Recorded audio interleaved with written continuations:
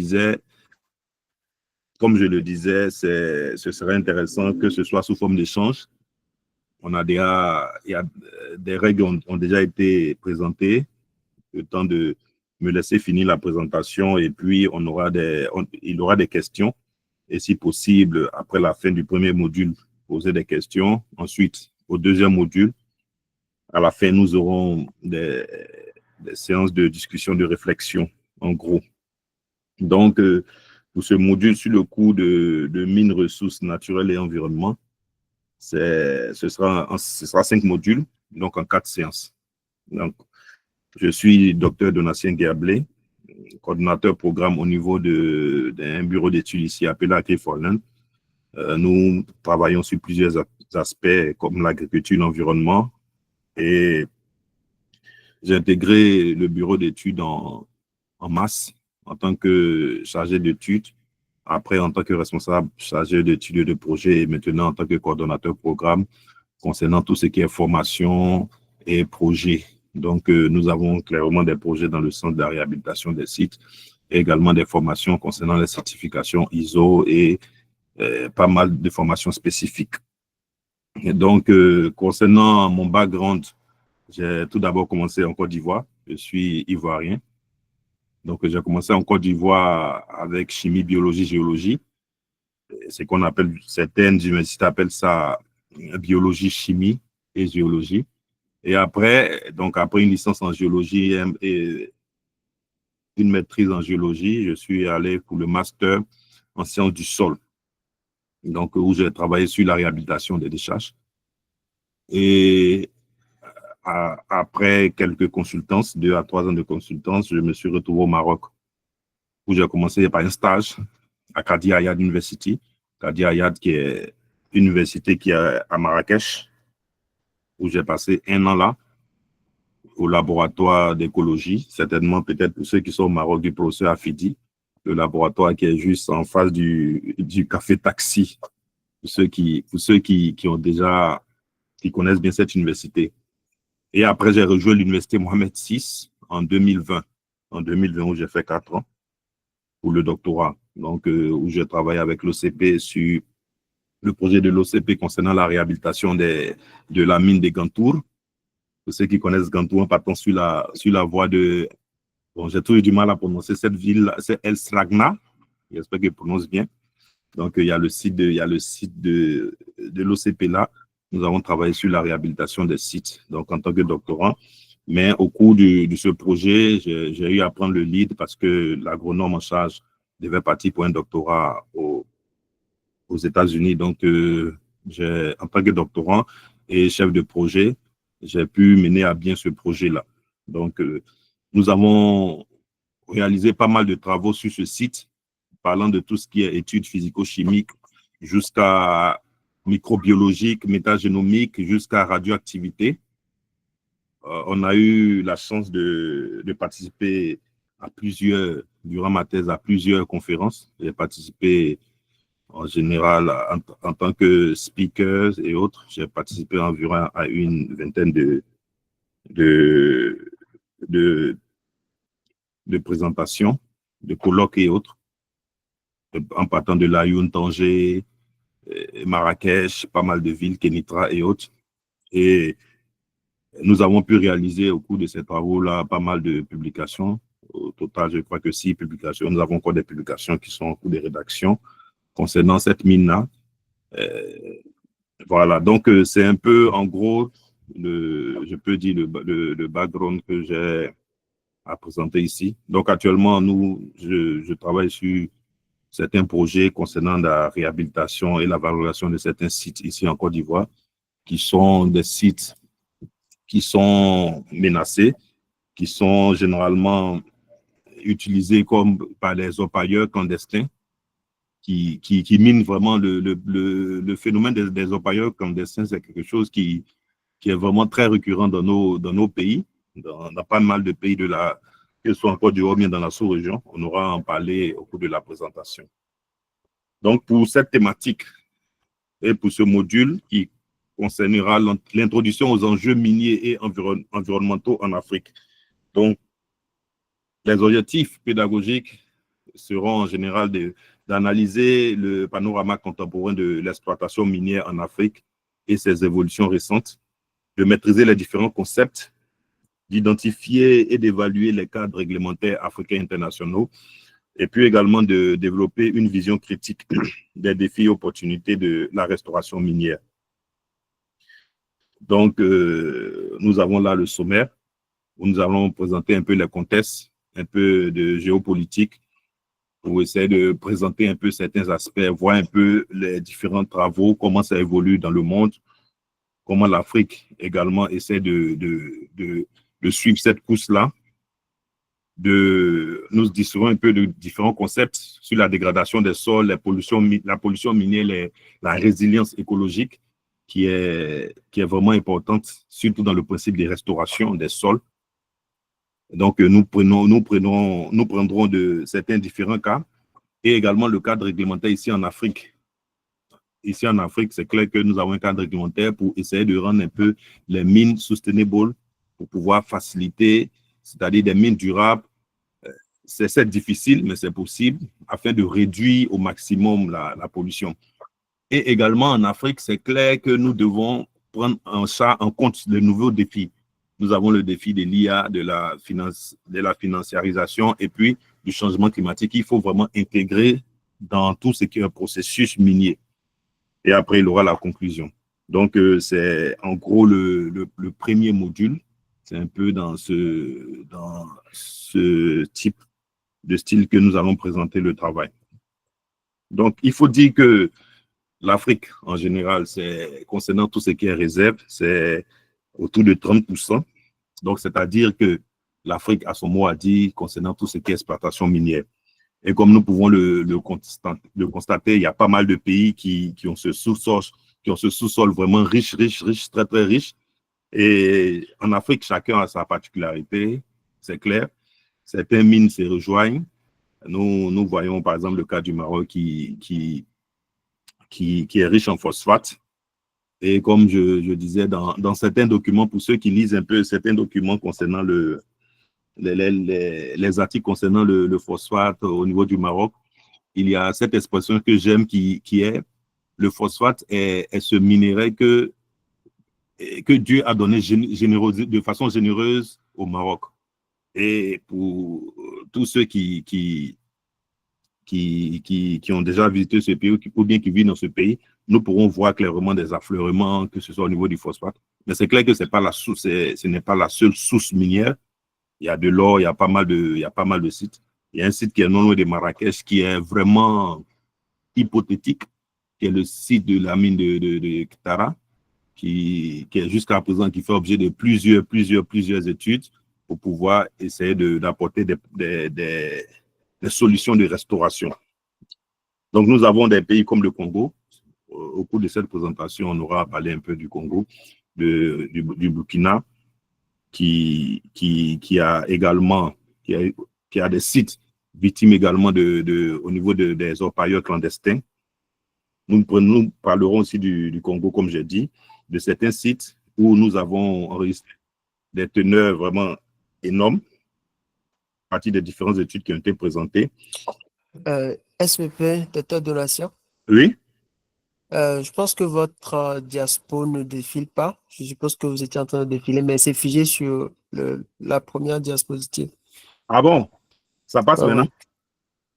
Non, peut-être vous devez arrêter le partage et recommencer. Ok, d'accord, j'arrête.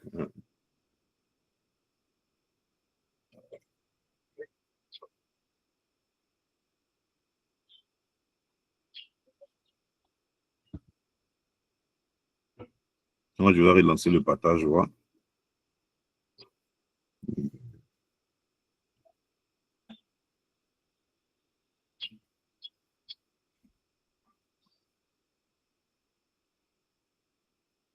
C'est bon, vous voyez? Oui, oui. Là, c'est sur introduction, enjeux et contexte. Ok, voilà, c'est là que j'étais. OK. Donc, comme je disais, l'Afrique a un potentiel énorme concernant tout ce qui est ressources minières. Au niveau de la carte, nous pouvons constater que chaque pays a une particularité. C'est clair que ce n'est pas les seules sources. Il y en a plusieurs. Mais généralement, c'est pour présenter un peu vraiment l'enjeu et le mot à dire de l'Afrique au niveau de tout ce qui est contexte minier. Mais avec l'évolution avec les différentes pandémies comme le Covid que nous avons connu, au niveau des urgences climatiques, il y a lieu maintenant de pouvoir repenser le modèle, de pouvoir revoir certains aspects pour pouvoir redonner une autre vision de tout ce qui est minier. Et c'est en ce sens que, on dirait, la richesse écologique africaine s'accompagne des défis environnementaux et sociaux considérables, exacerbés par les évolutions récentes du secteur extractif. Donc, c'est clair que lorsque nous décidons, par exemple, d'être un pays minier ou bien nos différentes ressources présentent ce caractère minier, il est clair de repenser un modèle lorsque nous sommes face aux situations comme le Covid, comme le changement climatique, parce que il y a de fortes pollutions qui sont enregistrées sur ces sites-là, il y a de fortes contaminations et aussi une surveillance. Par exemple, avec la pandémie du Covid, il fallait repenser en essayant de développer des techniques d'approche avec l'IA, avec des techniques de surveillance par satellite pour pouvoir réaliser certaines activités, vu que ce n'était pas possible.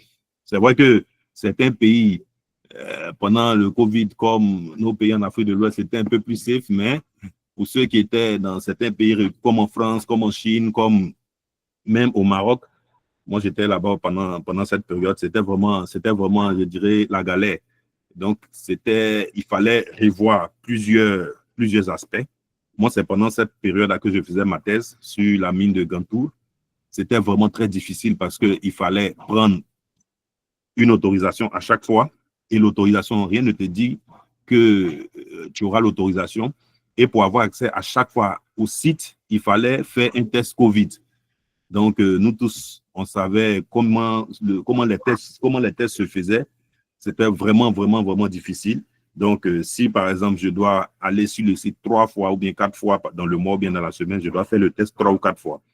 Donc, et là encore, il y a certains sites, il y a certains espaces où il ne fallait pas accéder. Donc, c'était vraiment difficile. Et là, il y a plusieurs concepts, il y a plusieurs techniques qui avaient été développées pour pouvoir continuer le travail. Donc, c'est ainsi que, par exemple, pas mal de pays ont déjà une longueur d'avance, comme la Chine, qui est également un pays minier qui a un potentiel énorme, mais qui est accompagné également des pays occidentaux, avec l'Afrique qui accompagne ce processus.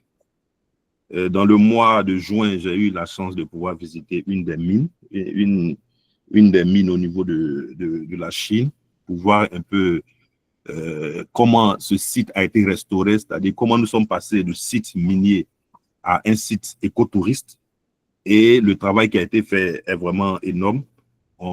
Ça présente déjà une vue de comment ce peuple-là a pu repenser toutes ces différentes techniques, en passant d'un site minier de plusieurs milliers d'hectares à un site écotouriste.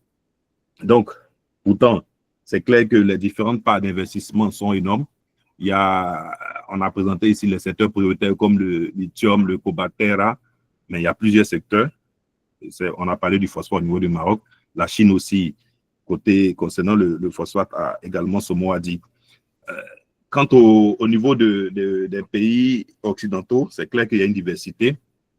En Afrique, l'Afrique essaie de suivre le pas, c'est clair, parce qu'il y a pas mal d'industries minières européennes, américaines et même africaines qui sont sur le marché et qui essaient de développer pas mal de mécanismes comme le fonds souverain africain, où il y a un certain accompagnement, et il y a des entreprises qui contribuent pas mal à la croissance. Donc, comme entreprise, nous avons l'OCP, qui est une entreprise qui est africaine, qui déploie pas mal de stratégies au niveau de l'Afrique, c'est clair, mais qui est représenté, par exemple, dans pas mal de, au continent, en Amérique, en Europe. Donc, c'est ces différents aspects-là qu'il faut présenter également. Donc, concernant tout ce qui est minerai critique, il y a pas mal de pays qui présentent ces aspects-là, comme le cobalt qui est en RDC, le lithium Zimbabwe et au Ghana, où la demande est de plus en plus élevée. Monsieur Donatien, oui, je crois que la présentation peut figer toujours sur l'introduction en géocontexte. Ah bon? C'est pas la diapo numéro 4? Diapo, oui, c'est diapo numéro 4. Ah oui, c'est là que je suis. Ah, d'accord. Exactement.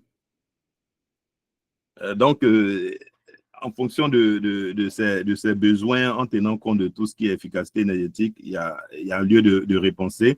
Et du coup, tout ce qui est minerai qui rentre dans le processus d'efficacité énergétique, la demande devient de plus en plus forte. Donc, nous pouvons voir même au Niger avec l'uranium qui est utilisé également. Donc, comme impact socio-économique, les impacts socio-économiques, c'est à plusieurs niveaux, c'est clair. Mais au niveau économique, nous avons 8,2% du PIB africain, c'est-à-dire nous avons cette croissance-là au niveau de l'investissement et des bénéfices. Nous avons 12 millions d'emplois directs et 45 millions d'emplois indirects qui sont créés et 145 milliards de dollars comme revenus pour les États.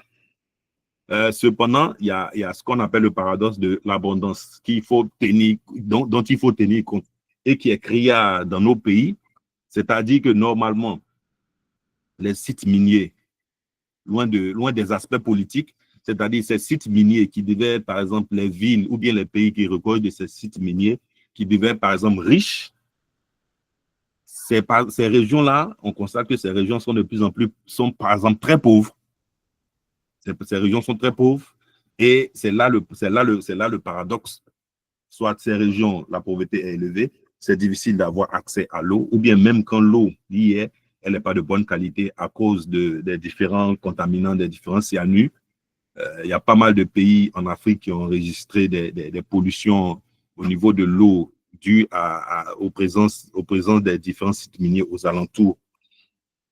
Donc, il y a lieu là de se poser vraiment énormément de questions sur comment est repensée la politique ou bien est vue la politique de la partie RSE qui va vraiment inclure la population et qui va vraiment considérer la population dans la prise de certaines décisions pour éviter, par exemple, certains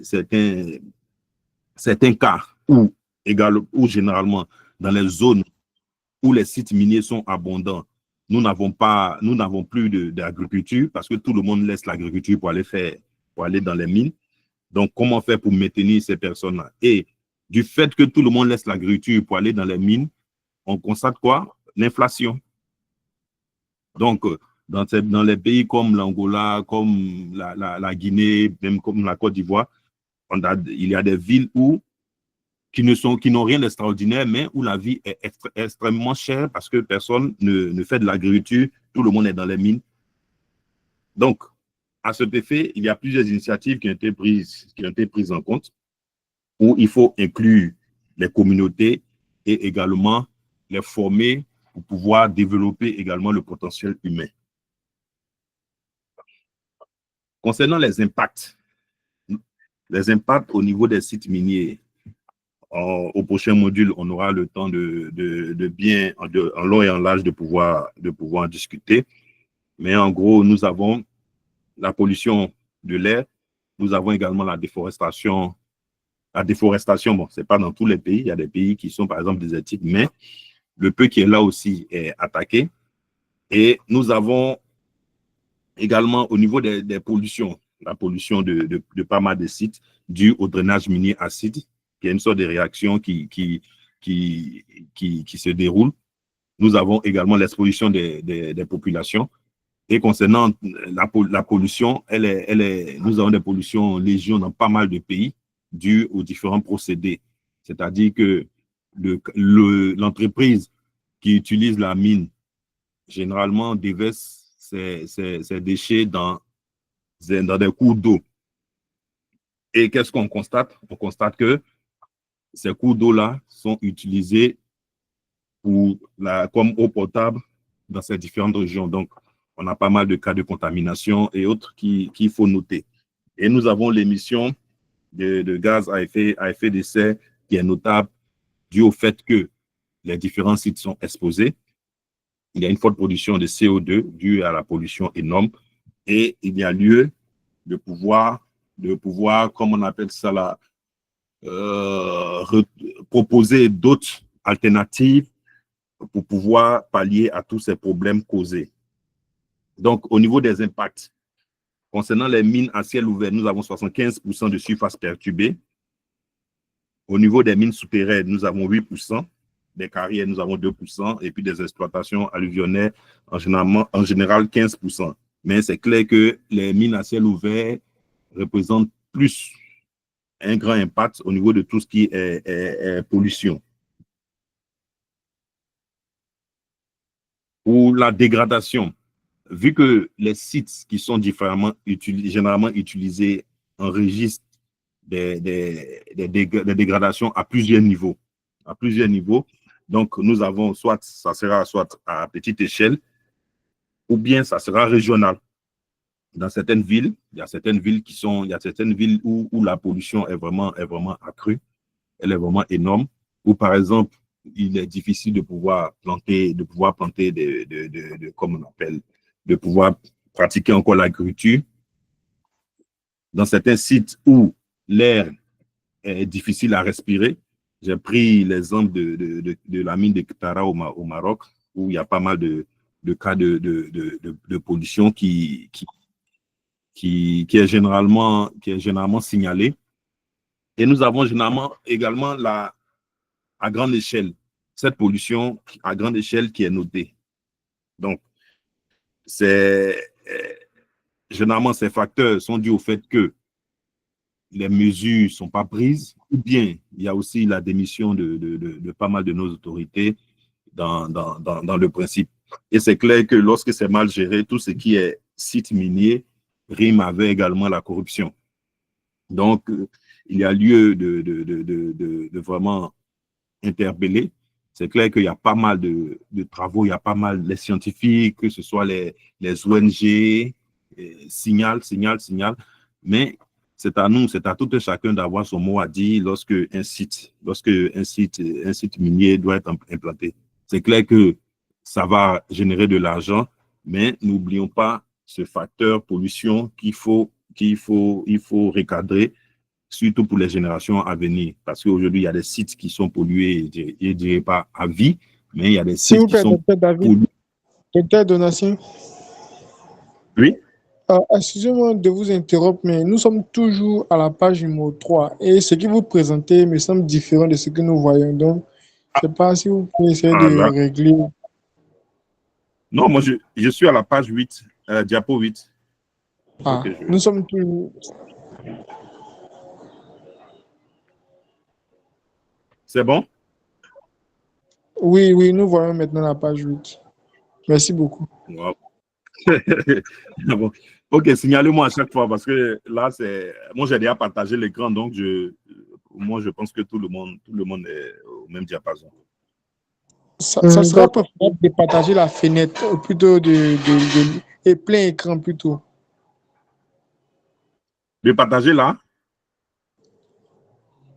Partager l'écran entièrement au lieu d'une seule fenêtre. Là, ça sera okay. Plus fluide. D'accord, parce que c'est la fenêtre que je partageais.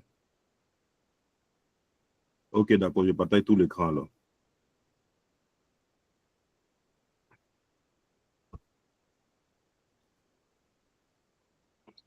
Ok, c'est bon?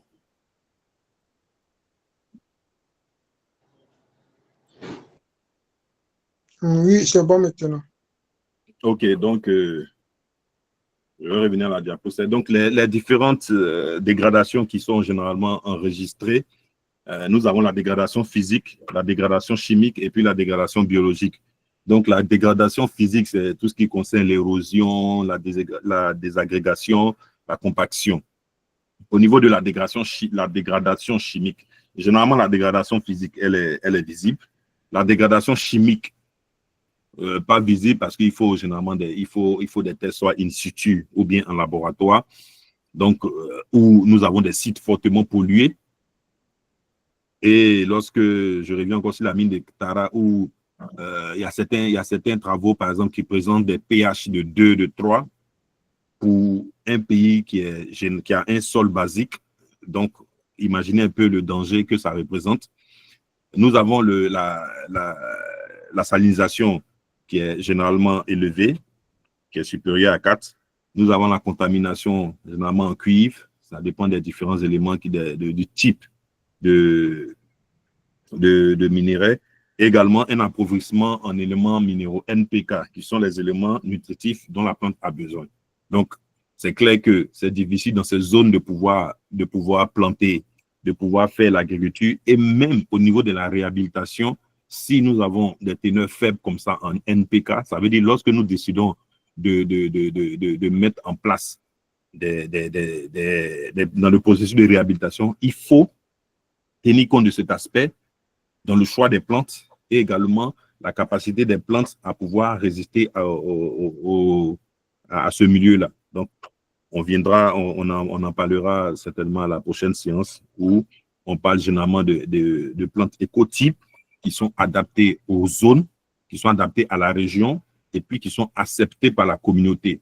Parce que c'est clair que dans le processus de réhabilitation, il faut prendre en compte ce que la communauté pense. Généralement, dans nos pays, par exemple, il y a des arbres, par exemple, qui ont des connotations mystiques, qui, par exemple, ne doivent pas être utilisés ou bien qui est refusé dans la région et scientifiquement qui a ces valeurs-là de pouvoir réhabiliter. C'est clair, elle a une valeur de réhabilitation, mais si elle a un caractère mystique, elle ne sera pas acceptée par la population. Donc, dans le processus de réhabilitation, il est clair qu'il faut intégrer la communauté pour que le processus de restauration soit accepté par tous. Donc, nous avons la dégradation biologique qui se fait généralement au laboratoire où nous avons des catalyseurs qu'il faut utiliser pour accélérer les réactions, donc la biomasse microbienne, l'activité enzymatique, la biodiversité.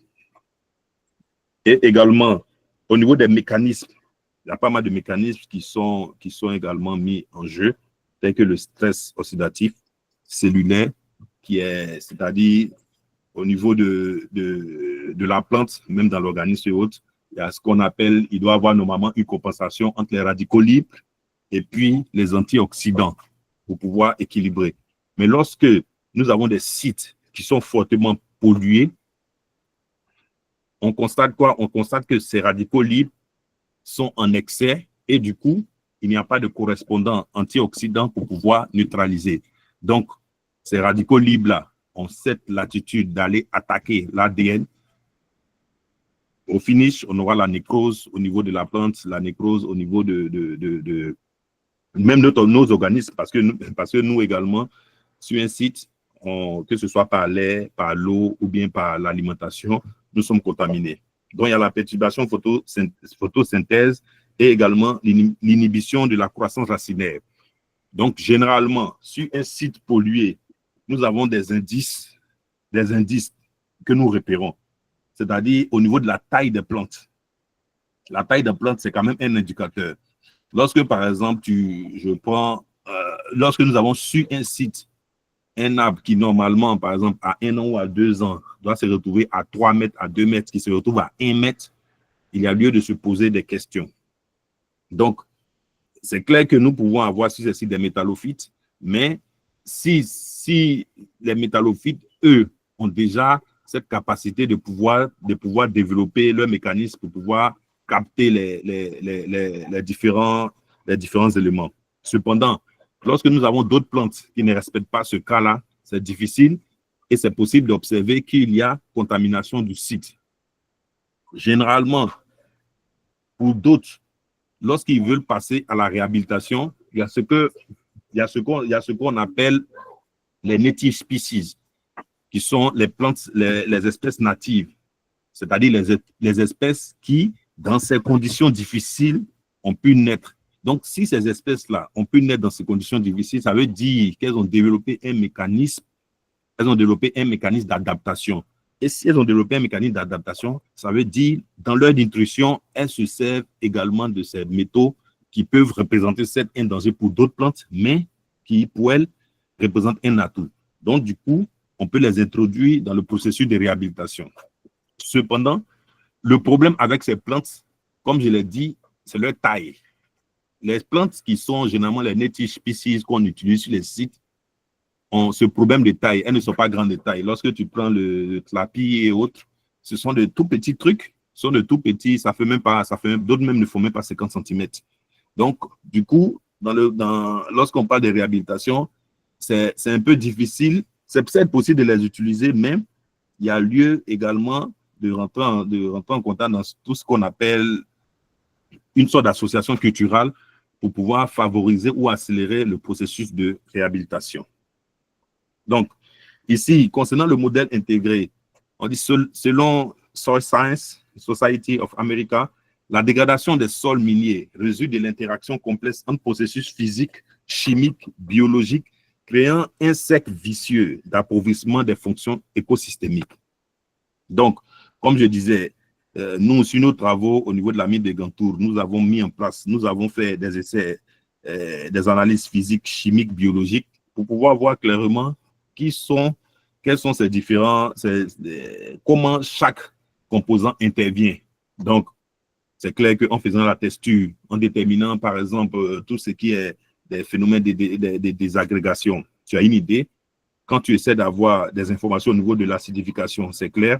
Quand tu essaies de faire l'activité enzymatique pour voir un peu quel est le processus qui est mis en jeu. Et même quand tu vas un peu plus loin en faisant de la microbiologie ou bien de la métagénomie pour voir un peu quelles sont ces espèces-là qui peut-être représentent un danger, mais certaines bactéries qui ont pu se développer dans ces environnements-là et qui peuvent être utilisées dans le processus de réhabilitation des sites. Donc, ainsi, au niveau des pollutions, comme je l'avais dit, il y a plusieurs niveaux. Il y a au niveau local et puis au niveau régional. Donc, c'est à nous généralement de voir, nous avons des régions qui sont entièrement polluées, comme aussi ce sont des villes qui sont entièrement polluées.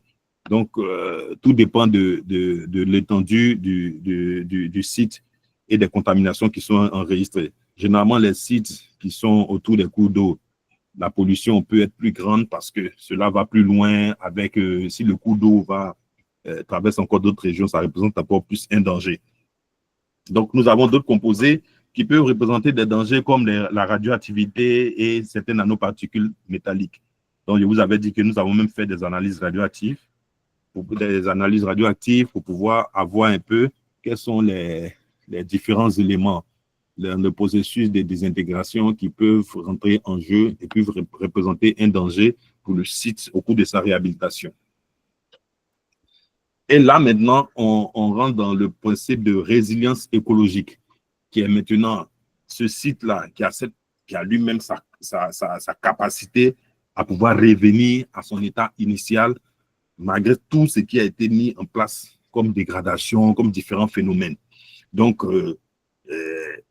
du coup, on fait place à tout ce qui est restauration minière. Parce que là, soit le site a cette possibilité de développer sa capacité, ce qui est difficile pour certains sites, mais il peut être accompagné aussi par comment on appelle ça, les gouvernances, par nos institutions, par le réseau qui est créé, pour pouvoir accompagner ce processus. Donc, il y a plusieurs enjeux qui rentrent en compte, mais une chose est sûre, c'est que dans ces différents processus-là, on ne peut pas le mettre en place sans, par exemple, la communauté, sans, par exemple, nos gouvernants, ou bien sans, par exemple, la science. Donc, du coup, c'est de trouver une sorte de mosaïque pour pouvoir inclure tout le monde, pour pouvoir développer une résilience auprès de ce site, sur ce site. Donc, la résilience, elle peut se faire à plusieurs niveaux. Donc, on peut développer, par exemple, des batteries qui peuvent solubiliser le milieu. On peut choisir des espèces qui sont adaptées vraiment au site et puis qui tiennent compte des besoins de la communauté, ou également, on peut mettre en place une politique, une sorte de politique où l'État va accompagner cette politique pollueur-payeur pour que effectivement ces personnes ou bien ces villages ou ces régions qui ont été, comment on appelle ça, fortement impactés par la dégradation du sol là, puissent avoir une sorte de compensation pour pouvoir recréer un autre environnement. Si, par exemple, pour celui qui faisait de l'agriculture, il puisse continuer toujours à faire son agriculture, pour celui qui faisait de la pêche, il puisse continuer toujours à faire de la pêche. Parce que le secteur minier impacte tous ces secteurs-là lorsque une mine s'installe dans la zone. Donc, au cours des différents échanges, il y aura certainement des partages d'expérience où chacun pourra essayer de présenter un peu ses cas, soit au niveau de ses travaux ou bien au niveau de sa région, où ces différents cas de figure-là ont été mis en jeu. Et là, c'est la résilience sociale. C'est clair, notre site a été impacté, mais là, on ne peut pas rester toujours victime.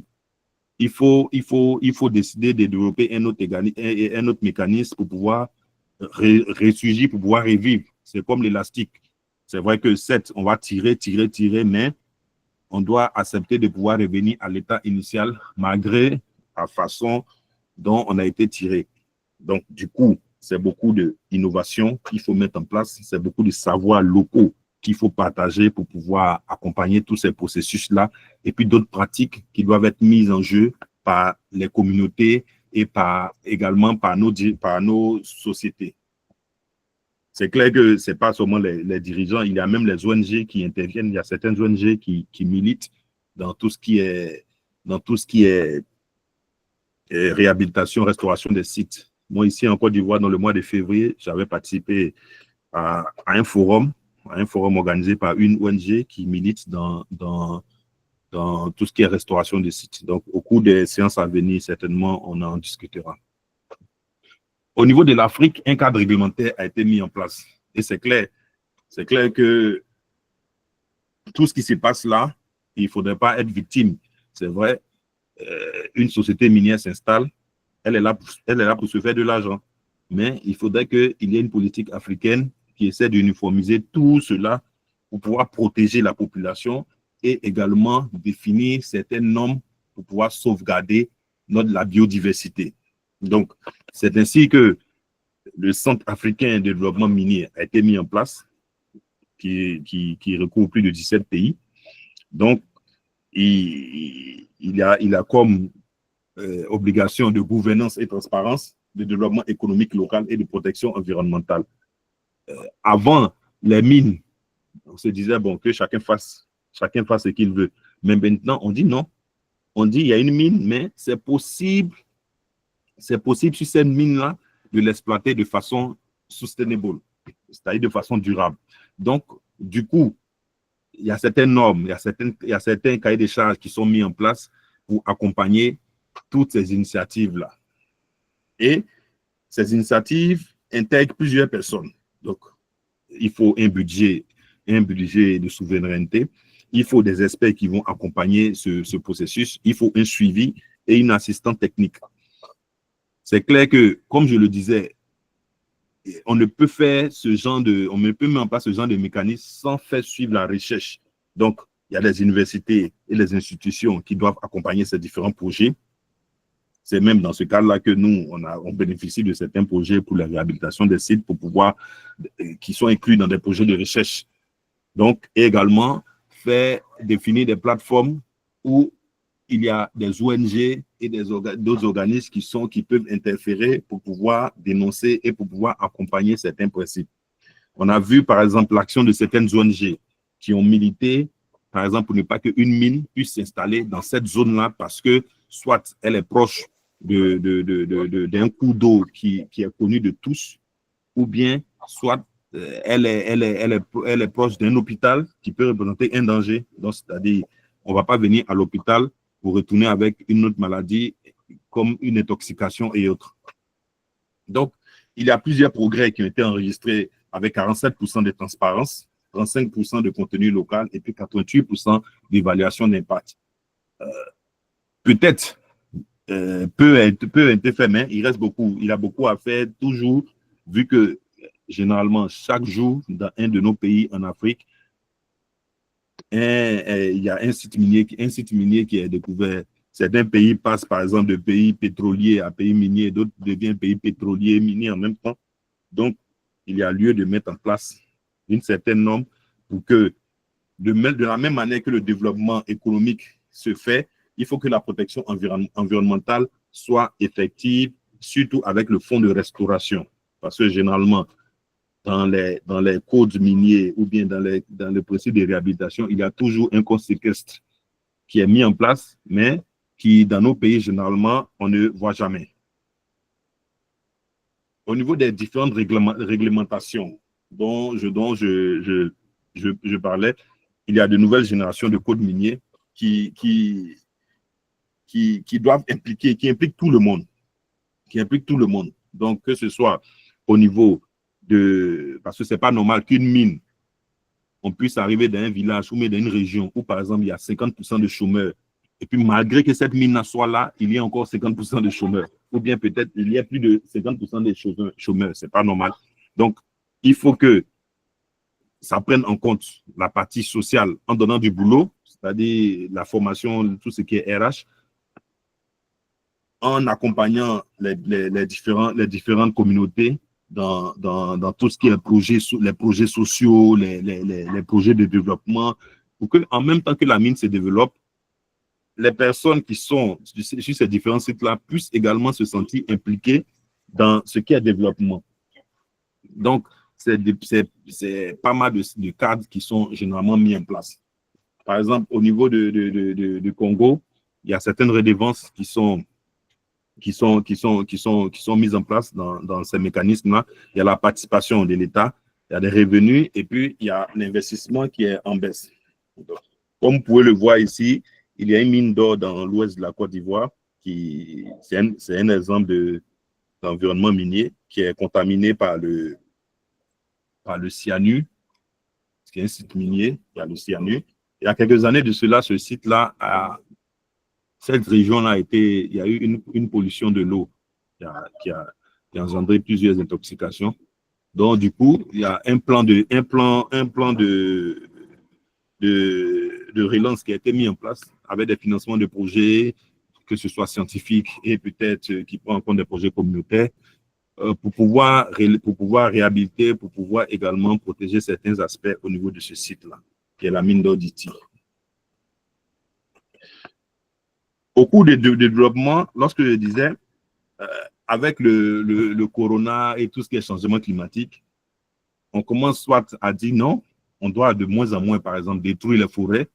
Parce que très souvent, au cours des prospections, il y a beaucoup de dégâts qui sont faits, mais peut-être la quantité qui est recherchée par le site minier là ne peut même pas faire l'affaire par rapport à tout ce qui est mis comme investissement. Donc, le site est abandonné. Donc, au lieu de faire, par exemple, cette sorte de gaspillage, on décide maintenant de relever certains défis pour pouvoir mettre en place des techniques d'appoint, pour être sûr que c'est au bon moment et c'est au bon endroit que le site se trouve sans avoir à détruire tout ce qui est autour. Donc, c'est ainsi que il y a le développement de l'IA environnementale, il y a tout ce qui est des données numériques, tout ce qui est au niveau des données géospatiales qu'il faut prendre en compte. Mais tout de même, lorsque on décide de relever ce défi de tout ce qui est digitalisation, mining 4.0, il est clair qu'on s'expose plus ou moins aussi à un défi, au problème de cybersécurité dont il faut tenir compte. Donc, en voulant résoudre un problème, ça en crée d'autres, mais c'est clair que lorsque des problèmes sont créés, c'est du travail aussi qui est créé et il y a d'autres secteurs qui commencent à se développer, comme la cybersécurité aujourd'hui qui est beaucoup développée. Et par exemple, à l'Université Mohamed VI, il y a un département avec 1337 et autres qui sont spécialisés dans tout ce qui est accompagnement de développement et formation dans ce sens-là. Ainsi, les cas technologiques risquent d'amplifier les inégalités existantes dans le secteur minier africain. Voilà. Donc, pour inviter également nos différents États, nos différents pays à emballer, à aller dans cette politique-là en même temps que le développement qui se fait. Parce que on est en train de parler de digitalisation, de AI. Pendant qu'on est en train de parler de ça, on va voir dans le module suivant, on est en face de tout ce qui est orpailleur clandestin. Donc, c'est dichotomique. Cette façon de voir, c'est totalement différent parce que on parle de surveillance par drone, surveillance par satellite, et on a des orpailleurs clandestins qui font des rigoles, des trous de plus de 20, 50, 100 mètres, où aujourd'hui, par exemple, il y a des zones qui ne peuvent plus être fréquentées parce que, soit ces zones-là, il y a tellement de creux dans ces zones que, en te promenant, il y a pas mal de gens qui ont perdu la vie en tombant dans l'une de ces fosses-là qui ont été créées.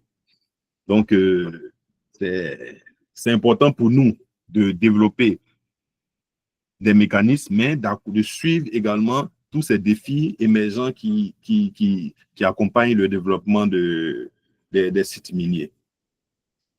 Un autre défi, nous avons également tout ce qui est finance et puis l'impact du changement climatique. Stress hydrique, les inondations qui sont enregistrées, parce que nous avons ici, je parlais de la mine de Tara, qui est au Maroc, qui, par exemple, lorsque dans cette zone, avec la sécheresse et autres, mais lorsqu'on on constate encore des inondations, nous avons ce changement climatique-là qui peut impacter négativement, même dans le processus de réhabilitation du site, qui peut impacter. Parce que soit, lorsqu'on développe un mécanisme, on se dit, bon, vu que nous sommes dans une zone sèche, où nous avons une zone aride en général. Lorsque nous sommes dans une zone aride, on se dit, bon, on propose un mécanisme, je vais prendre un exemple, un mécanisme de complexation où on va essayer de complexer tout ce qui est élément dangereux. Mais là, lorsque dans cette zone-là, on observe des fortes quantités de pluie qui sont imprévues, comme d'habitude, là, on doit faire attention parce qu'il y a pas mal de libération d'éléments qui peuvent engendrer encore d'autres contaminations. Et du coup, c'est pas mal de mécanismes à mettre en jeu. Soit, c'est de valoriser ces éléments complexés-là, développer d'autres marchés avec tout ce qui est création d'emplois dans ces sites, développer le secteur de l'énergie renouvelable et puis d'autres marchés pour valoriser ces sites-là autrement. Donc, c'est important pour nous de prendre en compte tous ces défis-là. Donc, du coup, la transition énergétique transforme l'exploitation minière africaine et crée à la fois des risques et des opportunités sans précédent. Donc, comme je le disais, en voulant créer des problèmes, ça crée d'autres opportunités, mais c'est à nous de savoir être à la hauteur de tout cela. Comme conclusion de ce module, nous pouvons dire que le secteur minier africain est en transformation profonde entre opportunités économiques et risques environnementaux. Évolution des concepts scientifiques vers des approches systémiques intègre différentes dimensions, c'est-à-dire qu'il faut surtout intégrer la dimension sociale. Et comme je le dis, pour moi, ce n'est pas normal qu'on arrive sur un site qui est censé rapporter plusieurs millions d'euros, plusieurs millions de dollars, et puis les habitants de ces zones sont très, très pauvres. Ce n'est pas du tout normal. Renforcement significatif des cadres réglementaires africains et internationaux. Et là, c'est à nos dirigeants maintenant de pouvoir dire non, c'est clair, on vient avantager, on vient se faire de l'argent, mais de la même façon que vous êtes en train de vous faire de l'argent, il ne faudrait pas aussi oublier ma population, parce que nous, tout ce qu'on a à gagner dedans, on doit suivre le développement. Vous n'allez pas gagner et puis après nous laisser des problèmes. Ainsi, il est important de prendre en compte tous ces défis, qui est la digitalisation, le changement climatique et la financiarisation. Donc, il est important pour nous de préserver cet équilibre entre écologie et puis au niveau de la société. Donc, du coup, l'avenir du secteur minier africain dépendra largement de sa capacité à anticiper et maîtriser cette transformation tout en préservant les équilibres écologiques et sociaux. Et donc, c'est ainsi la fin du premier module. S'il n'y a pas de questions, on va passer au second module.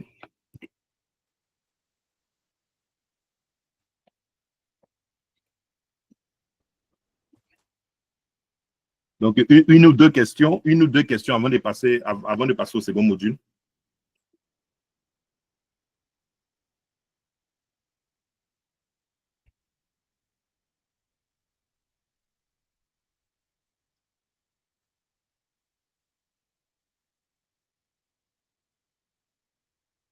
Sinon, si je peux terminer, puis après, on va faire une discussion générale.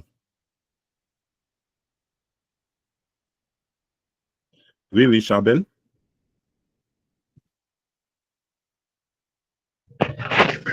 Ok, bonjour monsieur, j'espère que vous allez bien. Merci beaucoup pour la présentation.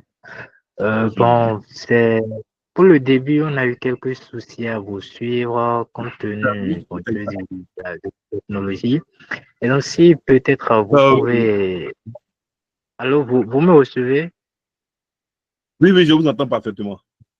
Ok, d'accord. Donc, je voudrais dire si peut-être, parce que le fait de ne pas vous avoir suivi dès le début, en tout cas, chez moi personnellement, ça m'a permis bon, ça m'a empêché, je veux dire, de comprendre un peu le fond de la chose. Sinon, ce que je voudrais déjà quand même savoir de manière basique, lorsqu'on parle des mines, de manière très, très basique pour quelqu'un qui veut s'initier déjà dans le domaine, lorsqu'on parle des mines, donc, puisque c'est une richesse, qu'est-ce qu'il faut comprendre par ce concept et après les avantages, comment on peut l'utiliser, voilà, tout le contour par rapport aux mines. Voilà ce que je voulais savoir. Merci.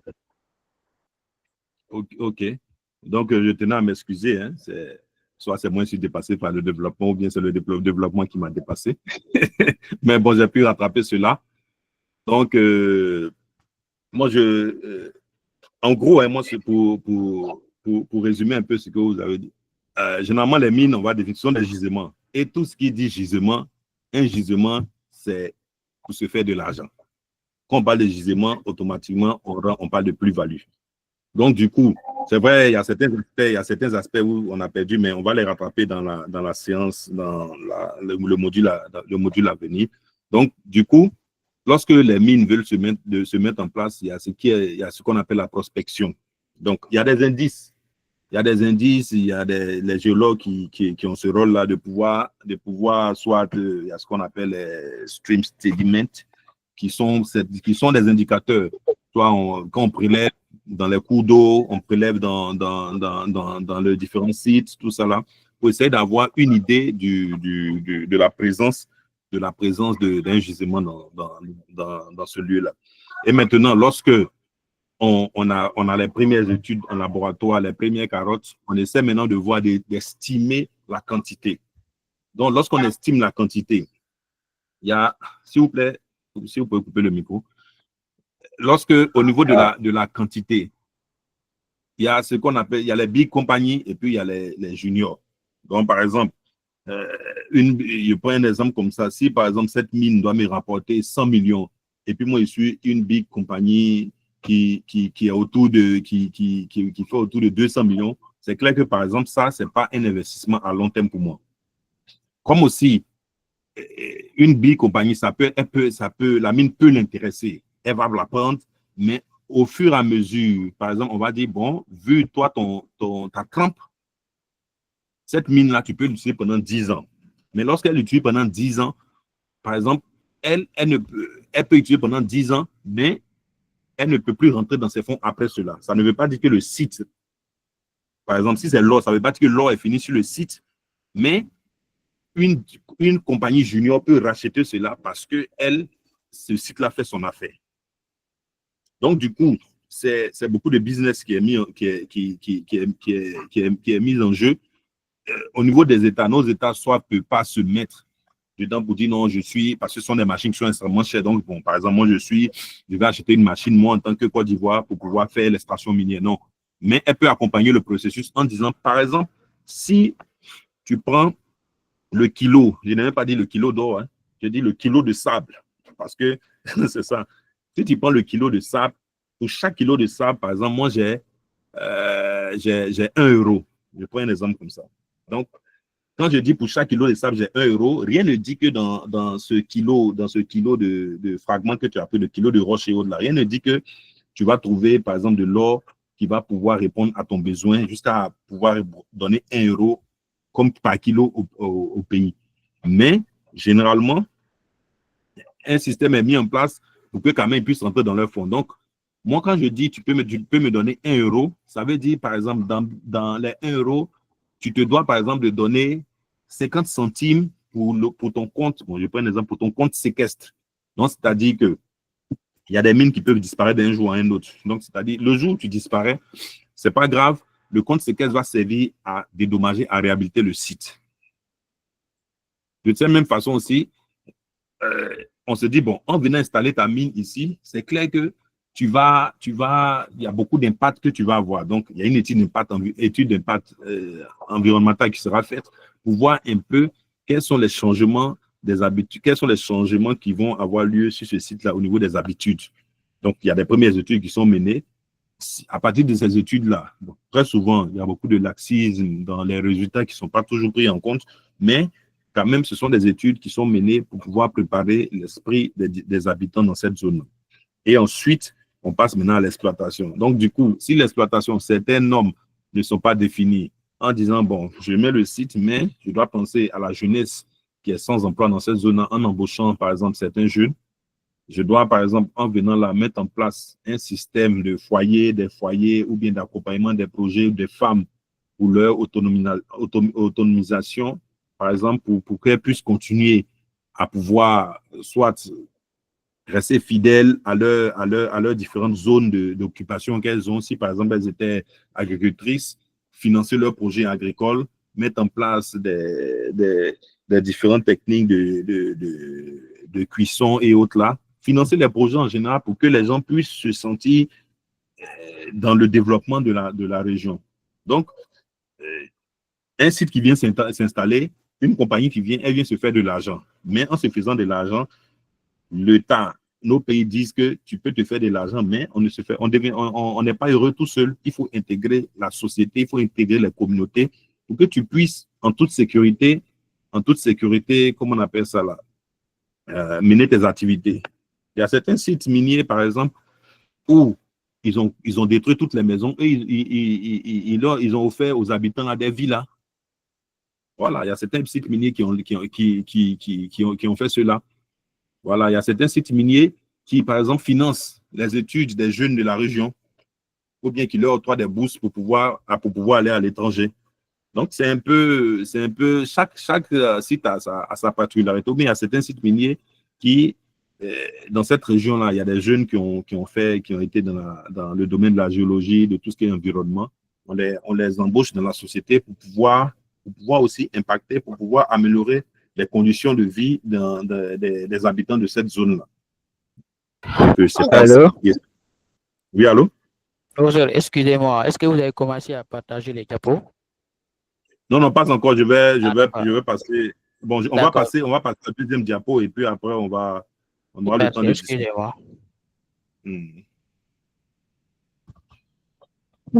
OK, donc pour le prochain module, c'est au niveau des impacts des activités minières sur les sols et les écosystèmes. J'ai voulu mettre les deux modules ensemble parce qu'il y a certains aspects qui se rejoignent. Voilà, tout ce qui est impact. Déjà, même dans les différents échanges, dans l'échange qui a eu lieu là, j'en ai parlé. Donc, au niveau de la présentation, c'est tous les objectifs, l'introduction, les types de dégradation des sols, l'étude des cas africains. On aura à présenter certains participants du module là verront certainement leur pays. Et puis, les méthodes diagnostiques des sols dégradés et la conclusion, avec des questions et des pistes de discussion. Donc, l'objectif, c'est d'identifier et analyser les différents types de dégradation des sols liés aux activités minières, d'évaluer les mécanismes d'érosion, de contamination et d'acidification. On en a parlé également, tout ce qui est acidification. D'analyser les études des cas africains et de maîtriser les méthodes de diagnostic. Donc, maîtriser les méthodes, mais au moins avoir une idée des différents tests qui peuvent se faire et de proposer des protocoles de caractérisation adaptés aux contextes locaux. Donc, ici, nous avons l'image. J'espère que tout le monde voit ma diapo. Hein. Voilà, nous avons l'image d'un site minier. J'en parlais tout à l'heure là. un peu les dégâts. Ça, ce sont, par exemple, tu peux en voir comme ça, tu peux avoir des sites miniers de plusieurs centaines de mètres. Hein.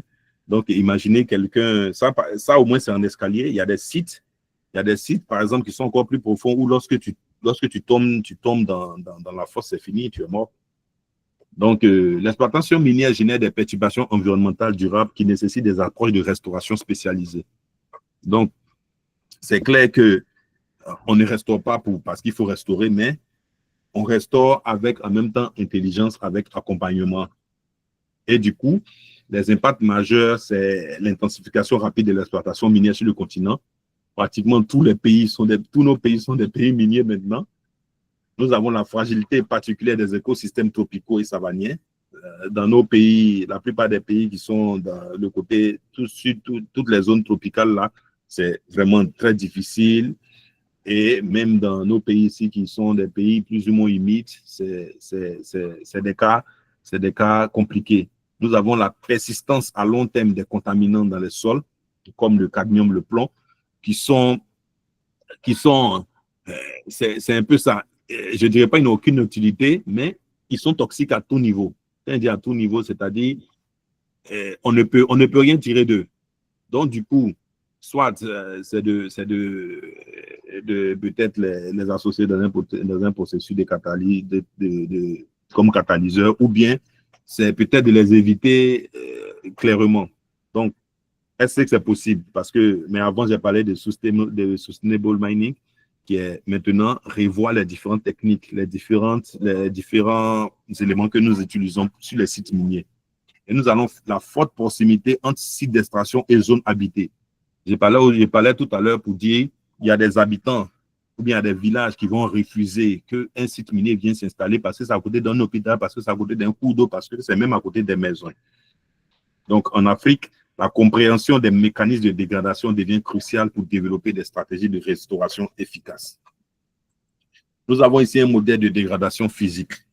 Et les dégradations physiques sont vraiment très, très légion dans nos pays. Puisque lorsque un site vient s'installer, soit par exemple, c'était une forêt qui était là. Donc, lorsqu'on veut faire le site minier, on est obligé de décaper, d'enlever tout ce qui est comme arbres et autres. Donc, du coup, par les différentes forces qui sont faites, nous avons une modification de la végétation qui est là.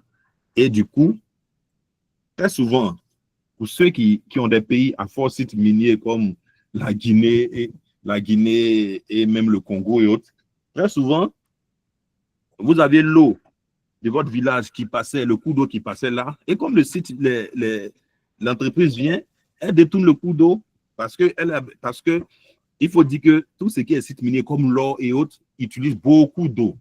Donc, elle détourne le cours d'eau. Elle détourne le cours d'eau pour pouvoir utiliser. Et du coup, par exemple, le cours d'eau qui partait au village, soit la quantité ou bien le débit est réduit, soit ses habitants ne reçoivent même plus d'eau.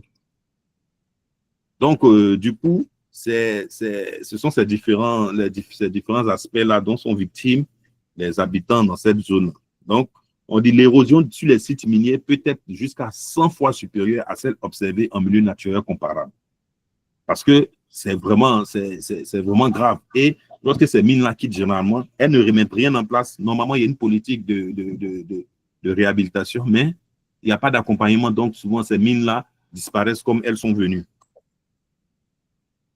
Au niveau des conséquences, nous avons tout ce qui est couche arable, où nous pouvons faire l'agriculture et autres, qui sont perdus. Parce que généralement, lorsque on a réussi un site minier, on enlève la première couche, soit qui est la couche arabe, on enlève ça et on met ça à côté. Et du coup, ce n'est pas utilisé parce que les gens ne voient pas, c'est considéré comme stérile. Or, par exemple, ce qui est considéré comme stérile pour un géologue, c'est une mine d'or pour un agriculteur. Mais du coup, on a la perte des couches arabes. Nous avons également, dès qu'on enlève la couche arabe, les horizons argileux qui sont exposés, qui sont des sites qui sont difficiles, et nous avons cette instabilité au niveau des différents sites. Donc, j'ai parlé également puisque les sites miniers utilisent beaucoup d'eau, très souvent, c'est sur les déchets là sont jetés dans les cours d'eau. Donc, il y a ce qu'on appelle eutrophisation, qui est la mort de l'eau. Nous avons des cours d'eau qui sont carrément morts, je veux dire, qui dégagent de fortes odeurs. On peut rien en tirer. Et nous avons également certains colmatages qui représentent des dangers où ces régions-là, ou dans ces régions-là, on ne peut rien avoir comme activité. Quant à la contamination chimique des métaux lourds, concernant les métaux lourds, c'est clair que nous avons plusieurs contaminations. On va parler de plusieurs types. Mais les métaux lourds, ce qu'on appelle métaux lourds, ont une certaine particularité. C'est que elles ne sont pas biodégradables. Donc, elles persistent dans l'environnement. Donc, soit on a ce qu'on appelle la phytorémédiation. On va parler de ça la prochaine séance, qui est utilisée pour pouvoir extraire les extraits. Mais là encore, dans le processus de phytorémédiation, il y a beaucoup de discussions parce qu'on se dit, mais elle utilise pour grandir. Pendant qu'elle grandit, dans ses feuilles, tout ça là, ces éléments-là, par exemple, le cadmium se retrouve. Mais c'est qu'on oublie, ces feuilles-là tombent. Donc, quand ces feuilles tombent, est-ce que ce n'est pas le même processus qui se remet en place? Mais là, dans le processus de phytorémédiation, même de réhabilitation des sites, il y a une invitation dans la mise en place des systèmes qui dit que généralement, la réhabilitation des sites, il serait idoine de pouvoir mettre en place des systèmes comment on appelle, de stabilisation plutôt que des systèmes d'extraction. Donc, système de stabilisation, c'est-à-dire que cherchons plus à maintenir les éléments polluants dans les racines que de les faire remonter aux différentes plantes. À cet effet, il y a plusieurs plantes qui sont utilisées pour pouvoir, par exemple, il y a des plantes qui ont cette capacité de pouvoir stabiliser dans les racines et il y a d'autres qui ont cette capacité de pouvoir stabiliser dans les feuilles. Donc, on en parlera à la prochaine séance. Donc, les différentes sources, nous avons les minéraux sulfurés, les résidus, les poussières et les stockages. Donc, ici, sur cette carte-là, nous pouvons voir, par exemple, cette carte au Kenya. Ça, c'est l'activité des orpailleurs. Donc, à plusieurs densités. Donc, vous voyez comment cela évolue à grande échelle. Donc, du coup, ce pays est totalement, il y a la présence d'orpailleurs partout dans la région. Et pour ceux, je ne sais pas s'il y a des gens qui ont déjà vu le travail des orpailleurs, je dirais plus les orpailleurs clandestins même. Parce que ce sont les orpailleurs clandestins qui n'ont aucune norme. Soit pour eux, il n'y a pas de norme. Ils viennent, ils doivent se faire de l'argent pour rentrer. Donc, il n'y a rien à faire, quoi. C'est un désordre total. Donc, les métaux lourds, je parlais des métaux lourds qu'il faut craindre. Mais ce n'est pas tout que j'ai mis là. Mais il y a le plomb, il y a le cadmium et il y a le mercure. Le zinc, lui, généralement, tout ce qui est à forte concentration, c'est clair que ça peut représenter un danger. Mais comme le zinc lui-même, il est utilisé par la plante, il est même dans nos organismes, tout ça là. Donc, il est gérable. Mais le plomb et le cadmium, même le cuivre, c'est pas vraiment des atouts qui doivent se trouver dans notre organisme. Or, la pollution, elle est de trois types. Soit par inhalation, soit par, comment on appelle ça, par l'eau, ou bien soit par la nourriture et autres, ou bien soit par contact clairement. Donc, du coup, c'est difficile. Et le site peut ne pas représenter un danger, mais le produit qui est utilisé pour la séparation ou bien au cours du mécanisme, par exemple, sur les sites miniers où on utilise le cyanure. Le cyanure n'a aucun avantage pour l'homme. Les sites où on utilise le mercure, ça représente un danger. Simplement, même le mercure qui se trouve dans les thermomètres que nous utilisons. Aujourd'hui, il y a certains qui demandent à ce qu'on n'utilise plus ce type de thermomètre parce que ce mercure-là, même quand tu utilises ton thermomètre qui tombe et qui se casse, c'est un danger que ça représente pour toi en te mettant en contact avec celui-là. Donc, imagine, lorsque sur le site minier, imagine la quantité de mercure qui est utilisée et dont la population soit consomme par l'eau ou bien consomme ça par inhalation. Parce que dans le processus de réhabilitation, le mercure, il est encore plus difficile parce que le mercure est volatile. Et du coup, qui dit mercure, quand on dit que le mercure est volatile, ça veut dire qu'on peut facilement le capter par inhalation. Donc, le capter par inhalation, ça représente un danger en exposant un danger au niveau des cancérigènes, un danger au niveau des reins. Donc, ces zones-là, lorsqu'on arrive, ou par exemple, il y avait des cas de maladies qui sont moindres, on peut retrouver des gens qui sont vraiment victimes de l'impact de ces exploitations-là. Donc, nous avons, au niveau de la végétation, de la macrofaune, de la microflore, nous avons l'effet toxicologique qui est enregistré. Concernant l'acidification, normalement, certains m'ont dit non, mais nous, dans nos pays, non, nous, le pH est basique, donc normalement, on n'a pas ce problème. Mais non, ça n'a rien à voir avec le pH basique ou pas, mais ça dépend du mécanisme qui est mis en place. Parce que sur les sites miniers, il y a ce qu'on appelle, comme au niveau de l'extraction de l'or et autres, ce qu'on appelle le drainage minier acide, qui est une sorte d'oxydation. Donc, c'est-à-dire, les métaux sulfurés sont exposés à l'air, l'eau, c'est parti, on obtient le drainage minier acide qui représente un danger. Et je sais que, vu que bon, j'ai fait pas mal d'études de travaux au Maroc, donc je sais qu'il y a beaucoup de travaux comme des grands professeurs comme le professeur Benzazoua, le professeur Hakou, qui ont des travaux qui parlent largement de tout ce qui est drainage minier acide, que ce soit sur la mine des Kétara, sur la mine des Zinda, et quoi, dans le nord, sur pas mal de mines, ou des études sur le drainage minier acide, même en Côte d'Ivoire. C'est vrai que dans nos pays de la sous-région ici, il y a des travaux également, mais les gens n'en parlent pas beaucoup. Et très souvent, ces sites-là représentent des dangers sans qu'on ne le sache. Parce que lorsque on voit le mécanisme, la réaction qui est mise en jeu, ça veut dire que nous sommes exposés à tout ce qui est sulfure. Donc, du coup, tout ce qui est sulfure représente des gènes. Donc, cette acidification va avoir plusieurs impacts. Donc, même dans la contamination de l'eau qui sera imbuvable, l'eau qui sera difficile, même les différents processus qui sont impactés. Donc, du coup, le drainage aminé acide, après, vous aurez le temps de pouvoir aller voir. Il y a énormément de travaux qui ont été faits dessus, où on propose des solutions de remédiation, mais on est clair que sur un site minier, c'est l'un des facteurs qui est très, très dangereux parce qu'il contient un peu de tout. Donc, nous avons les facteurs limitants qui sont la présence de carbonate, les conditions anaérobiques, le pH élevé du milieu et la présence des sulfures. Donc, les facteurs favorisants, nous avons le sulfure, l'oxygène, comme je l'ai dit, la température élevée et les thiobacillus qui sont obtenus au cours des activités bactériennes. Donc, le premier cas, c'est au niveau de la pollution du sol, au niveau du Katanga dans le Congo. Donc, ici, au niveau de cette zone, il y a déjà des endroits où nous connaissons le Congo, où il y a qui a un potentiel énorme en tout ce qui est gisement, le Congo et la Guinée. Ça, c'est indiscutable.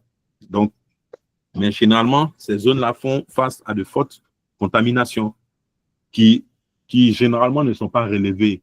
Soit peut-être il suffit on se dit non, mais non, on n'en parle pas, ou bien non, il ne faudrait pas qu'on fasse une grande campagne dessus. Mais il y a des études scientifiques qui sont menées et qui informent généralement sur les différentes contaminations qui sont mesurées dans cette zone où il y a le cobalt et autres qui sont extraits.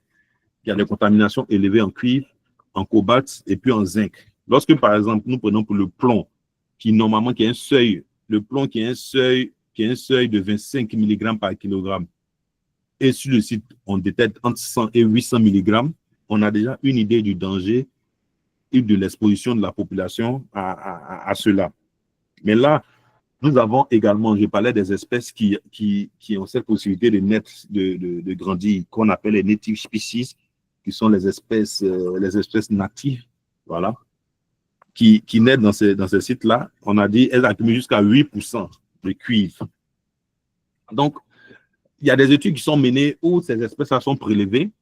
On prélève ces espèces-là pour essayer de voir leur capacité leur capacité d'extraction.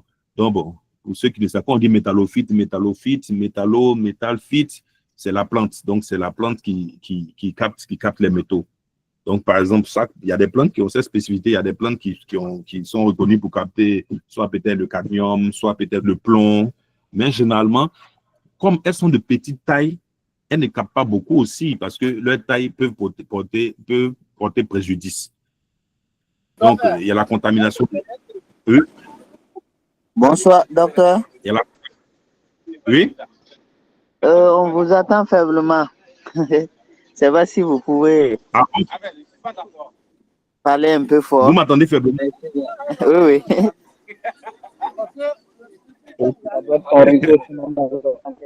Je parle fort. Hein? D'accord, il n'y a pas de problème. Merci. OK, donc nous avons la contamination des rivières, également la concentration des cultures, la contamination des cultures maraîchères. Comme je l'ai dit, si ton site, généralement, il y a la perte en nutriments, éléments nutritifs qui sont le azote, le phosphore et puis le potassium. Lorsque un site minier, on a tout cela qui est décapé, le sol soit est contaminé, en plus, les zones sont faibles en production, donc soit je laisse ma culture maraîchère pour aller faire l'agriculture, pour aller faire les travaux miniers. Donc, du coup, dans cette zone, il y a un abandon de l'agriculture. Un autre cas, c'est qui est au Burkina. Je parlais tout à l'heure des orpailleurs clandestins. Et c'est un peu ça. Les orpailleurs clandestins, tout le monde, c'est-à-dire, dans nos pays, tous nos pays sont vraiment impactés quoi, par les travaux de ces orpailleurs clandestins-là. Donc, du coup, c'est vraiment un véritable combat pour pouvoir vraiment restaurer ces sites-là. Parce qu'il n'y a aucune norme, des dégâts sont faits et on ne sait pas à qui imputer ces responsabilités-là. Donc, c'est clair que certains auront à nous partager leurs expériences, les expériences de leur pays, certainement, pour pouvoir pallier à cela. Donc, au Burkina, nous avons plus de 8000 sites d'orpaillage artisanal au Burkina Faso, donc qui emploient 1,5 million de personnes. Donc, du coup, le système d'extraction est totalement rudimentaire. C'est clair parce qu'au niveau des orpailleurs, c'est vraiment, comme je dis, c'est vraiment un des autres. Donc, puisqu'il n'y a pas de normes, on peut le constater ici, il n'y a même pas de protection, des différents, de tous ceux qui utilisent. Donc, ils sont exposés au mercure, au cyanure, ils sont exposés au plomb, à tout ce qu'on peut imaginer. Ce qu'ils mangent, même la nourriture, elle est polluée, même comme on appelle, il y a plusieurs aspects. Et là, les études qui ont été menées, par exemple, on dit, on a des concentrations élevées dans les cheveux d'orpailleurs, des concentrations élevées en mercure. Donc, du coup, c'est clair que au niveau de tout ce qui est reproduction, ça peut porter un problème. Au niveau de tout ce qui est même santé à la longue, les organismes sont différents. Certains peuvent développer des mécanismes par leur organisme. Il y a d'autres, leurs organismes ne pourront pas supporter, qui vont développer d'autres maladies cancérigènes qui peuvent représenter des dangers dans la zone. Au niveau des différents impacts, nous avons la pollution de l'eau, la pollution nous avons l'agriculture qui ne peut pas se faire véritablement, donc il y a une réduction des rendements. Rendement parce que les quantités, elle est moindre. Rendement même parce que la plupart de ceux qui étaient agriculteurs deviennent des orpailleurs. Il y a baisse des rendements parce que également, ceux-là, par exemple, leurs terres sont volées pour pouvoir faire d'autres activités. Au cours de l'extraction, il y a beaucoup d'utilisation de l'eau. Et l'eau, les rejets généralement se font dans les cours d'eau. Donc, dans les cours d'eau, du coup, c'est clair qu'il va y avoir des contaminations. Je crois que l'année passée en Côte d'Ivoire, au niveau d'un fleuve, il y a eu une mine, il y a une compagnie qui a dit qu'elle s'est trompée, et bon, qui a dit par accident, il y a 3000, je ne sais pas si vous comprenez, 3000 mètres cubes. Je crois bien 3000 mètres cubes qui se sont déversés dans le cours d'eau.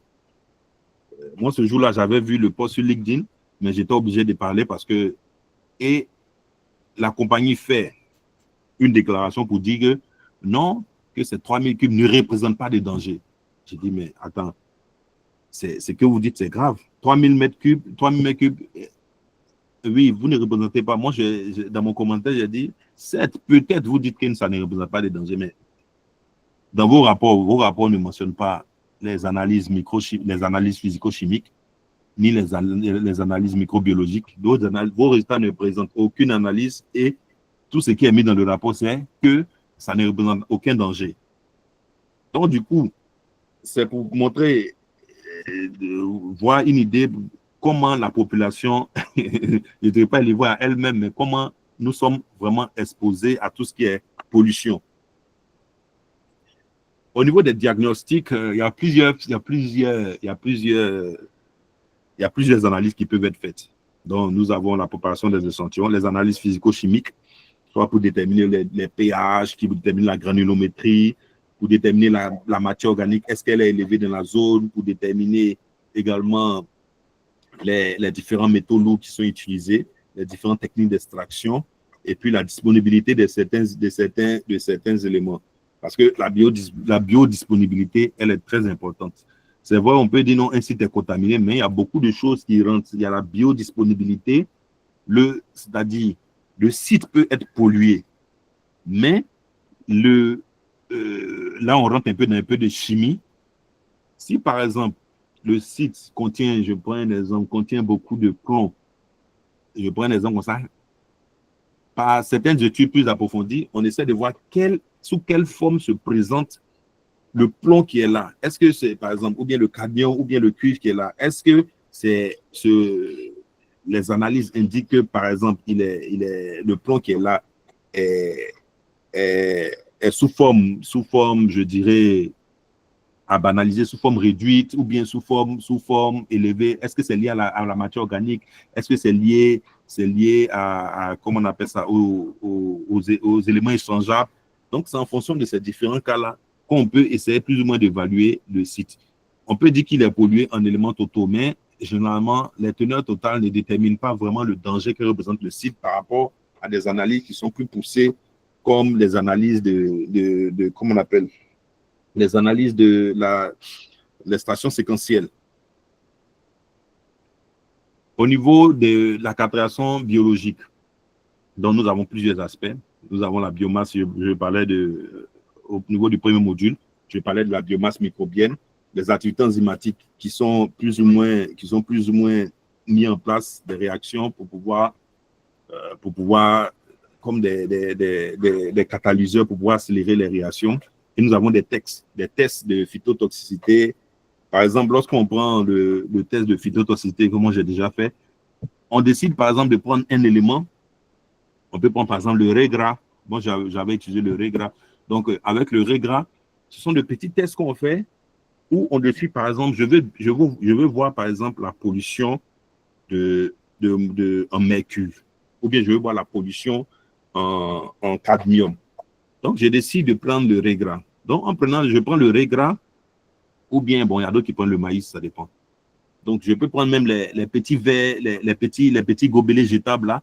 Je peux prendre du sable. Le sable peut être stérilisé et je mets le sable là dans les différents verres. Donc, en mettant dans les différents verres, après, je peux mettre à différentes quantités mes différentes teneurs de comment on appelle ça, de cadmium, ou bien mes différentes teneurs de mercure, ça dépend. Pour voir, et ces différentes teneurs-là, soit on peut faire des tests sur 30 jours, ou bien on peut faire des tests sur 2 semaines, ça dépend, bien 30 jours, et je vais les comparer à mon témoin, où je n'ai rien ajouté. Donc, à partir de là, il y a certaines mesures, mesurer la taille, mesurer les racines, tout ça là, pour voir un peu l'impact de la toxicité par l'utilisation de, par exemple, le mercure et du cadmium que j'utilise. Donc, c'est un peu ces différents tests-là qui sont réalisés. Cependant, il y a maintenant de nouveaux aspects à intégrer. De nouveaux aspects à intégrer comme les indices des IGO. Il y a pas mal de travaux où on va avoir des indices d'accumulation géochimique, c'est-à-dire où on essaie de comparer nos valeurs, par exemple, au fond géochimique, qui est au fond géochimique. Donc, il y a des valeurs, ça existe dans la littérature. Donc, on peut déterminer et puis avoir nos valeurs et puis les comparer au fond géochimique. il y a des indices de qualité biologique, il y a le facteur d'enrichissement qu'on peut évaluer aussi, et également des différentes techniques de cartographie. Donc, faire des cartes pour évaluer un peu comment, si par exemple, je veux voir dans cette région-là comment le mercure ou bien comment le plomb a évolué, on peut également faire des cartes pour pouvoir avoir la modélisation presque prédictive. C'est-à-dire, on essaie de se dire, par rapport à la quantité, cette mine-là est là, par exemple, pendant 20 ans. Et les études qui ont été menées pendant 5 ans permettent de nous dire que dans 20 ans, soit cette contamination peut passer je peux dire comme ça, 2000 mètres cubes ou bien de 2 mg par mètre cube à par exemple 10 mg par mètre cube. Donc, il y a lieu de prendre des mesures restrictives ou des mesures préventives pour pouvoir éviter. Et nous avons l'application de la restauration. Donc, ce sont des plans de réhabilitation. Ce sont des plans de réhabilitation qu'il faut. Pardon.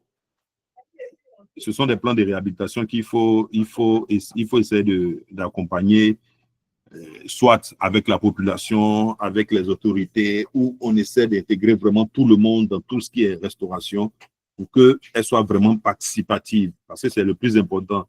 On ne peut pas développer un peuple sans le peuple lui-même. Donc, si je veux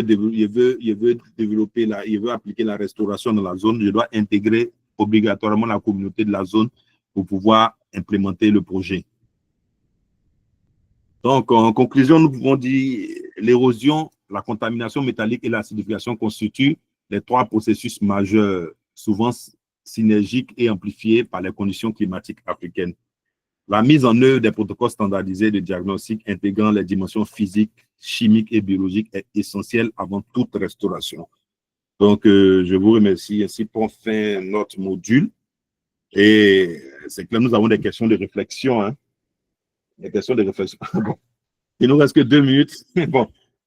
On va avec votre permission, peut-être 10 minutes d'échange. Si quelqu'un veut intervenir, soit à partir des questions, ou bien veut avoir son mot à dire, ou bien veut faire un partage d'expérience, on va prendre 2 ou 3 interventions. Et puis, certainement, la prochaine séance, on aura le temps de bien discuter. Merci. Je vous remercie encore.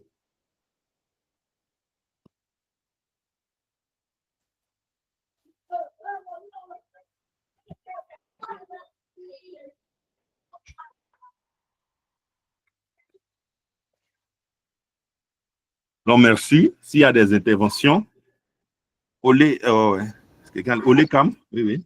Monsieur Olekam. Bonsoir, monsieur Donatien. Oui, bonsoir. Alors, ma question est de savoir si, vu que c'était un truc en ligne et le temps était conditionné, est-ce qu'on peut avoir le fichier après la présentation pour mieux relire et puis ça accaparer des notions qui ont été présentées. Ah, ok. Je pense que avec les organisateurs des ARC, les organisateurs des différents cours là, c'est bon, s'ils sont en ligne, hein, normalement, je crois que c'est à la fin on pourra partager. Je ne sais pas s'ils peuvent me confirmer cela. S'ils sont en ligne. Oui, effectivement. Effectivement, chef, ce sera à la fin quand on verra la possibilité. En temps, c'est qu'il y aura les vidéos sur YouTube. Vous pouvez toujours revoir les cours, etc. Ok, monsieur Tad Florent. Capi. Ok, merci beaucoup, docteur. Vraiment, c'est un cours très enrichissant. Merci pour votre brillante présentation. Je pense qu'à travers tout ce que nous venons de voir là, nous voyons que nos politiques, s'agit dans nos différents États, on fait la promotion de l'exploitation minière parce que c'est une source de revenus rapide, parce que ça, quand les gens viennent, c'est des millions, des centaines de millions qui circulent. Mais en réalité, ça met en danger quand même nos populations locales et ça contribue fortement à la disparition de nos différentes forêts. Je voulais savoir, puisque le politique n'est pas forcément sensibilisé ou bien on n'a pas assez d'informations sur tous les dangers que présentent ces différentes pratiques. Est-ce qu'il y a un groupe de l'eau, que ce soit sur le plan national, sur le plan international, auquel on pouvait associer ce genre d'informations pour essayer d'exercer certaines pressions sur ces opérateurs-là? Je le dis parce qu'un opérateur, lorsqu'il a son agrément, à coût de milliards et qui vient s'implanter dans une zone, même en tant que quand même des agents chargés de la préservation de la forêt, on n'a pas trop moyen de pression sur ces derniers-là et ils font ce qu'ils veulent. Donc, ma question est de savoir, est-ce que le plan national ou international, des groupes, des associations, des ONG qui peuvent mettre la pression sur ces opérateurs-là pour qu'ils respectent quand même le cahier des charges. Parce que ce qui met dans le cahier des charges, souvent, c'est différent de ce qu'on voit sur le terrain. Merci. Ok, merci encore, M. Ta. Donc, moi, c'est clair, j'avais participé à Yamsokro. À Yamsokro, il y avait le FAPEX. C'était un forum des industries extractives qui était organisé, un forum qui était organisé par une ONG Agir, quoi bien, de M. Boussou, je ne sais pas s'il est en ligne. Voilà, donc, qui travaille dans tout ce qui est plan de réhabilitation. Mais c'est clair que lorsqu'on suivait au cours de ce forum, ça fait partie vraiment des cris de cœur de tout un chacun parce que c'est vrai que les ONG peuvent parler, peuvent agir, mais dans le fond, on s'est dit quand même que tout cela ne peut se faire sans nos gouvernements. Parce que même lorsque les informations remontent au niveau de nos différents dirigeants, nos différents gouvernements, pour que vraiment, lorsque le fond, c'est qu'est-ce qui est mis en place pour la réhabilitation, par exemple, soit effectivement utilisé pour pouvoir réhabiliter ces différents sites.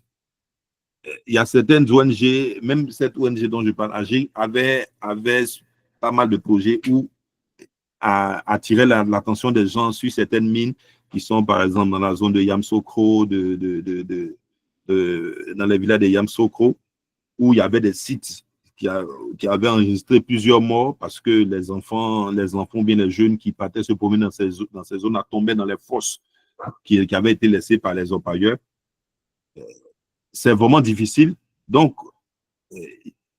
autre piste, c'était ces jeunes gens-là décident d'aller vers les organismes internationaux et ils avaient eu un financement du Fonds canadien pour réhabiliter ces sites. Il y avait des activités, pas mal d'activités qui ont été mises en place dans cette zone-là où ils ont présenté un peu l'évolution de tout ce qu'ils avaient mené. Mais dit avoir des moyens de pression, c'est juste un cri de cœur, c'est juste dénoncer. Mais bon, le vrai moyen de pression, c'est vraiment nos politiques qui doivent vraiment nous aider dans cette lutte-là. Sinon, ça sera plus ou moins une lutte vaine. Parce que même les villageois souvent se plaignent, mais nous tous, nous sommes ici, la plupart, nous sommes tous des Africains. Il suffit que le chef du village reçoive un peu plus que les autres, c'est fini, il est dédouané de tout ce qui se passe. Donc, du coup, ça fait que les populations sont livrées à elles-mêmes. Moi, j'ai pu rencontrer quelques ONG, mais elles ont des moyens de pression. C'est difficile de pouvoir affirmer ça. Mais elles essaient tant bien que mal de pouvoir accompagner les habitants de cette région-là. Nous-mêmes, nous sommes sur des projets de ce genre où nous avons déjà identifié avec les eaux et forêts certaines zones qui sont impactées par les orpailleurs clandestins. On va passer à la cartographie et après la cartographie, essayer avec certains organismes internationaux d'avoir des financements pour pouvoir réhabiliter ces zones-là et pouvoir mettre en place des espaces récréatifs pour accompagner ces habitants-là. Ça fait partie des pistes de solutions, même si c'est pas criard, mais c'est à cette échelle-là qu'on peut le faire en attendant que vraiment nos dirigeants prennent à cœur tout ce qui est exploitation minière.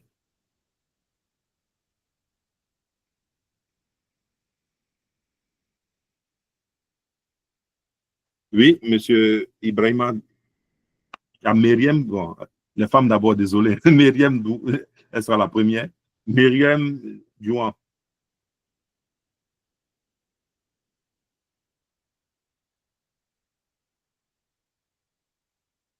Vous m'entendez? Oui, bonsoir. Bonsoir. Oui, bonsoir. Mhm.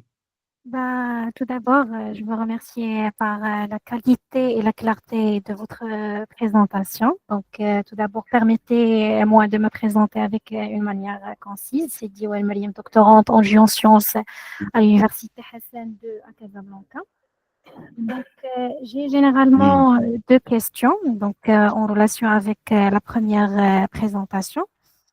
Donc, Mhm. vous avez traité le drainage minier acide, DMA.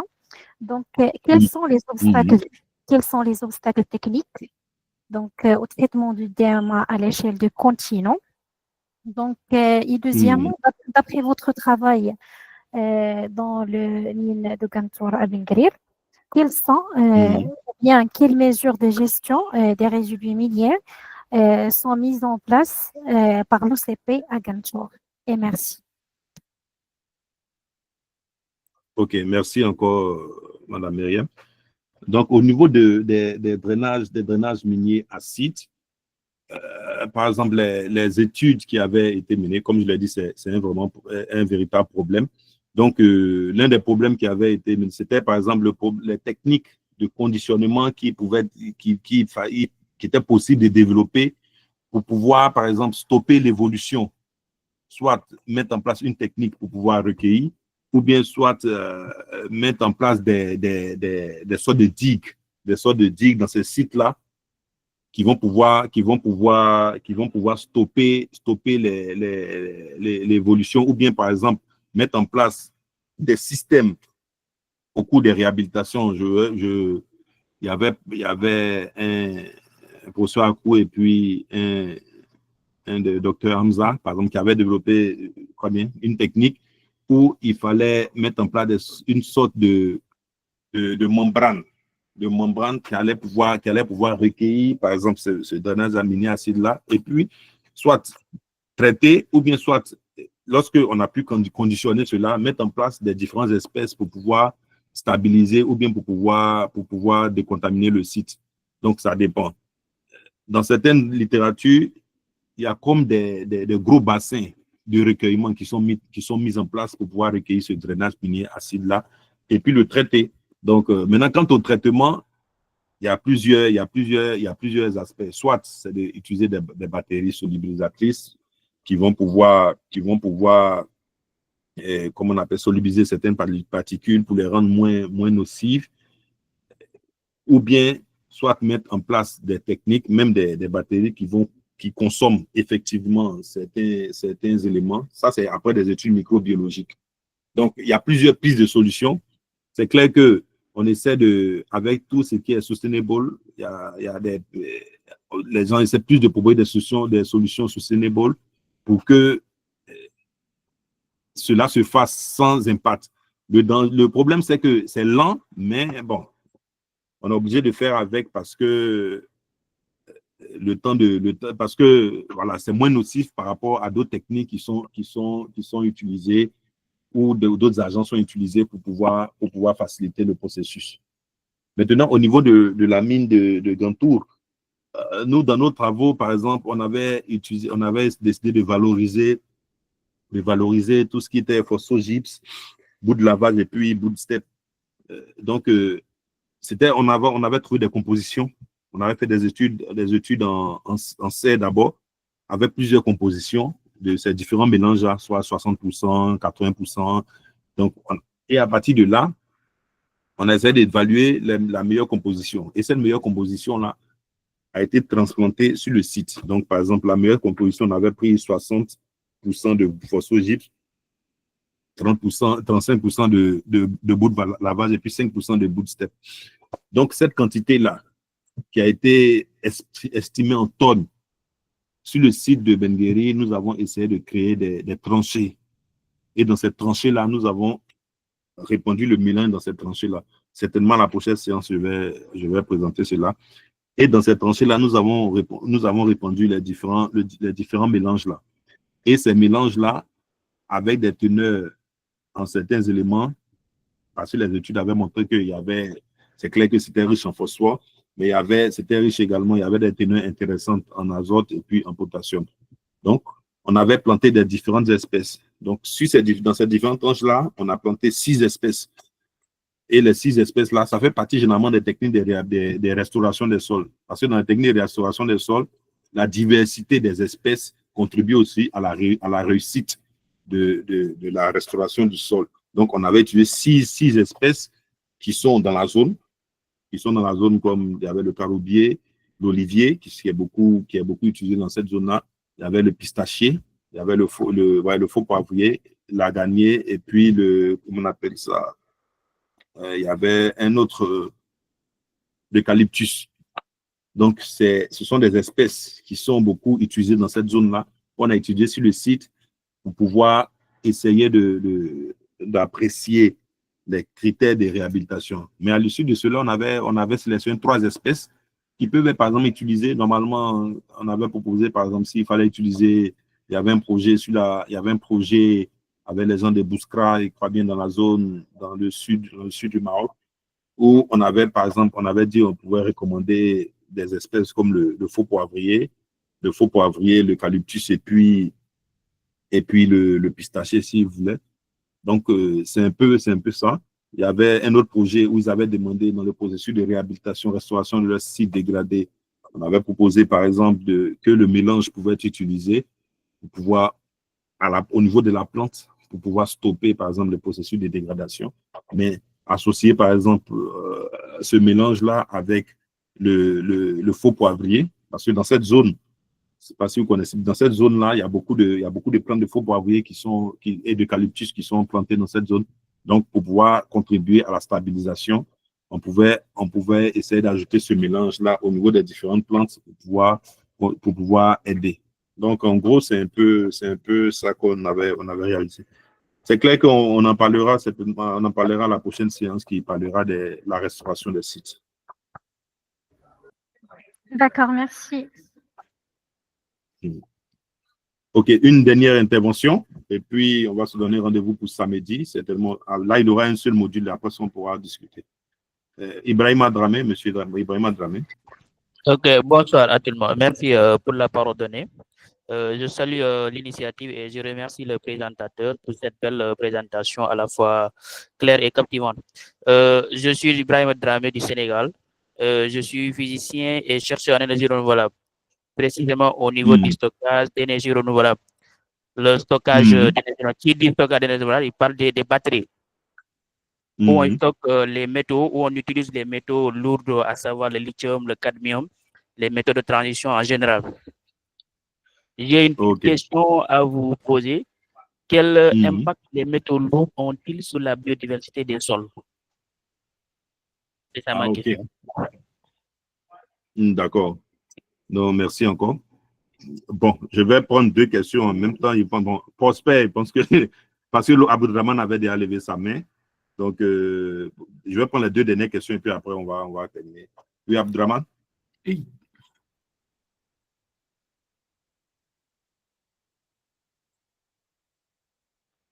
Bonsoir. J'espère que vous m'entendez. Oui, je vous entends bien.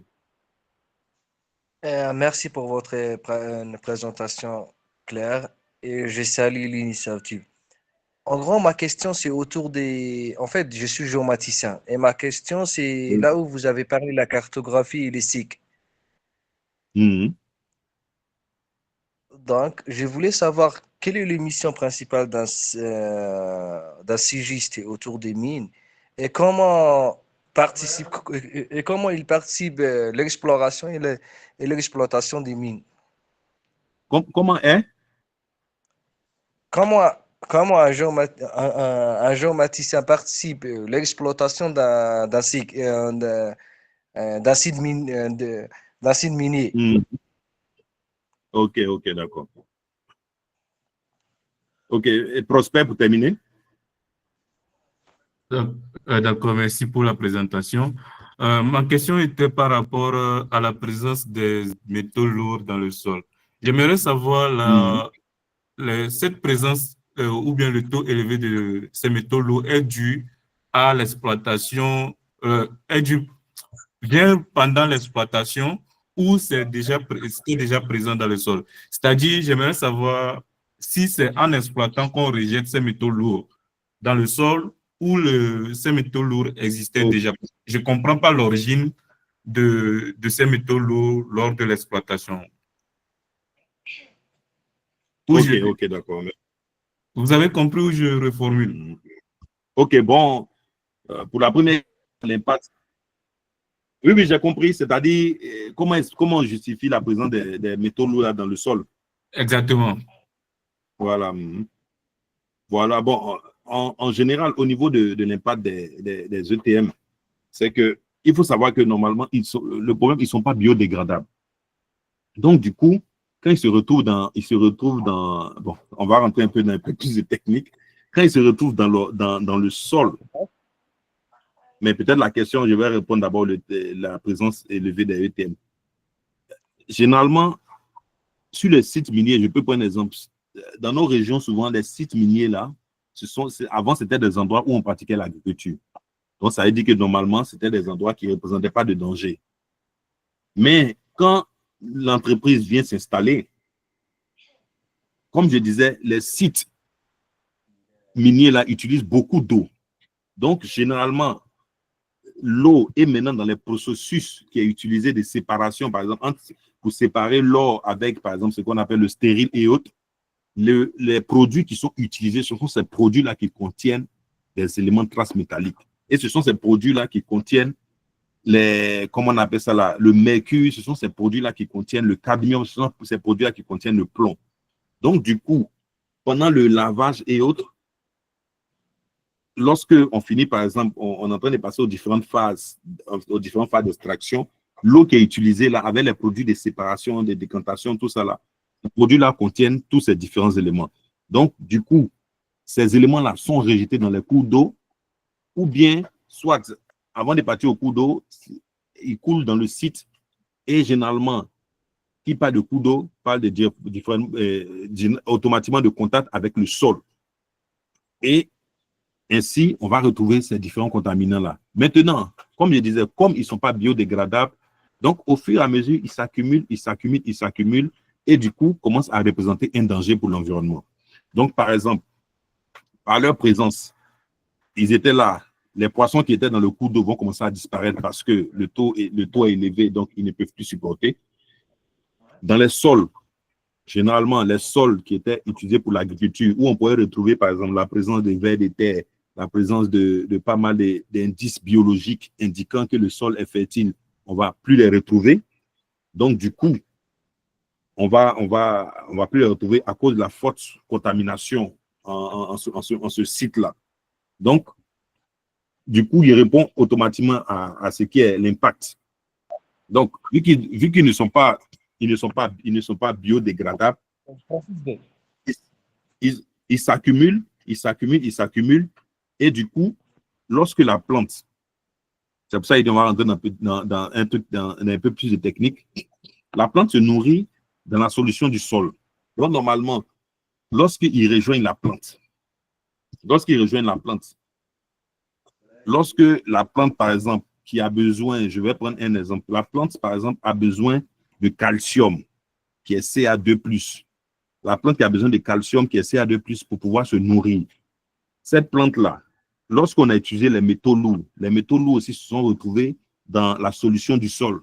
Donc, quand je prends le cadmium, qui est C2+, la plante, normalement, a besoin de Ca2+. Le cadmium est Cd2+. Donc, puisque le cadmium est fortement représenté, par exemple, ce cadmium-là peut substituer au Ca2+, et puis le Ca2+ peut aller s'attacher avec un CaCl qui ne va plus bouger, et c'est le Cd2+, qui sera prélevé par la plante. Et comme ce Cd2+ est prélevé par la plante, on va rentrer, il va commencer à avoir des quantités plus élevées. C'est là maintenant on va parler de ce qu'il a parlé tout à l'heure de stress oxydatif. Donc, les radicaux libres vont se libérer. Il va y avoir beaucoup de radicaux libres. Et comme les radicaux libres, normalement, quand ils se libèrent, ils sont atténués par les antioxydants.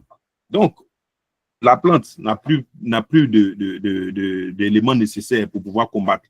Donc, puisqu'elle ne prélève que le cadmium qui est beaucoup représenté dans l'environnement, au fur et à mesure, donc la chaîne va se casser parce que l'ADN sera touché. Et comme l'ADN est touché, la plante meurt. On a cet